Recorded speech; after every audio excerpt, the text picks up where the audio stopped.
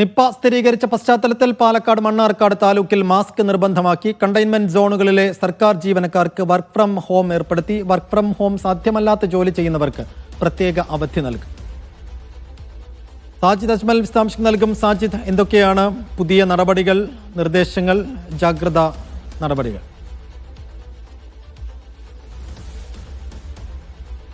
സൈഫുദ്ദീൻ, മണ്ണാർക്കാടും പരിസര പ്രദേശങ്ങളിലും 3 പേർക്കാണ് നിപ്പ സ്ഥിരീകരിച്ചത്. ആദ്യം തച്ചനാട്ടുകര ഈ പഞ്ചായത്തിൽ ഉള്ള വ്യക്തിക്ക്, നാട്ടുകൽ സ്വദേശിനിക്ക് നിപ്പ സ്ഥിരീകരിക്കുന്നു. പിന്നീട് ചങ്ങലേരി സ്വദേശിക്ക് നിപ്പ സ്ഥിരീകരിക്കുകയും മരിക്കുകയും ചെയ്തു. അദ്ദേഹത്തിന് 32 വയസ്സുള്ള മകനാണ് പുതുതായി ഇന്നലെ ഈ മഞ്ചേരി മെഡിക്കൽ കോളേജിലെ പരിശോധനയിൽ നിപ്പ സ്ഥിരീകരിച്ചത്. ഈ പശ്ചാത്തലത്തിലാണ് മണ്ണാർക്കാട് താലൂക്കിലാകെ നിയന്ത്രണങ്ങൾ കടുപ്പിക്കാൻ തീരുമാനിച്ചത്. നേരത്തെ ഈ രോഗം വ്യാപിക്കുന്ന ഈ സ്ഥലങ്ങളിൽ കണ്ടെയ്ൻമെന്റ് സോണുകളാണ്, അവിടെ കർശനമായ നിയന്ത്രണങ്ങൾ ഉണ്ടായിരുന്നു. ഇപ്പോൾ മണ്ണാർക്കാട് താലൂക്കിൽ മുഴുവനായി ഈ മാസ്ക് നിർബന്ധമാക്കിയിരിക്കുകയാണ്.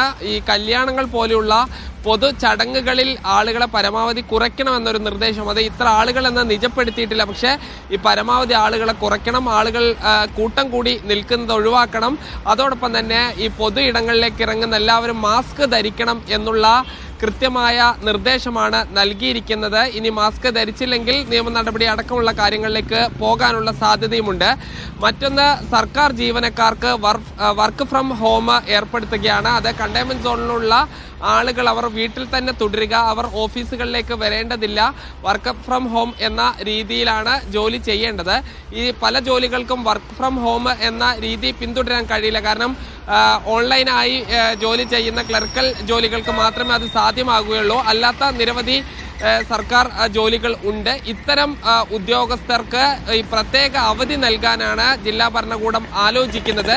ഇതിന് സംസ്ഥാന സർക്കാരിന്റെ കൂടി അനുമതി നൽകണം. ഇതിനായി പാലക്കാട് ജില്ലാ കലക്ടർ പൊതുഭരണ വകുപ്പ് പ്രിൻസിപ്പൽ സെക്രട്ടറിക്ക് കത്തയച്ചിട്ടുണ്ട്. ആ ഉത്തരവ് വരുന്ന മുറയ്ക്ക് അതുകൂടി നടപ്പിലാക്കി തുടങ്ങും. നിലവിൽ ഈ 3 പ്രദേശങ്ങളിലും നിയന്ത്രണം തുടരുകയാണ്. ഈ നിപ്പ വൈറസ് കണ്ടെത്തുന്നതിന് വേണ്ടി വളർത്തുമൃഗങ്ങളിൽ നിന്നും അതുപോലെ തന്നെ ഈ വവ്വാലുകളിൽ നിന്നും സാമ്പിൾ ശേഖരിച്ച് പൂനെ വൈറോളജി ഇൻസ്റ്റിറ്റ്യൂട്ടിലേക്ക് അയച്ചിട്ടുണ്ട്.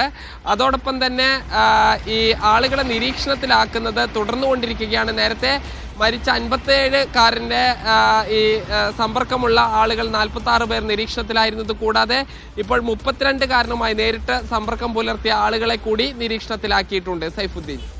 ശരി സാജിദ്.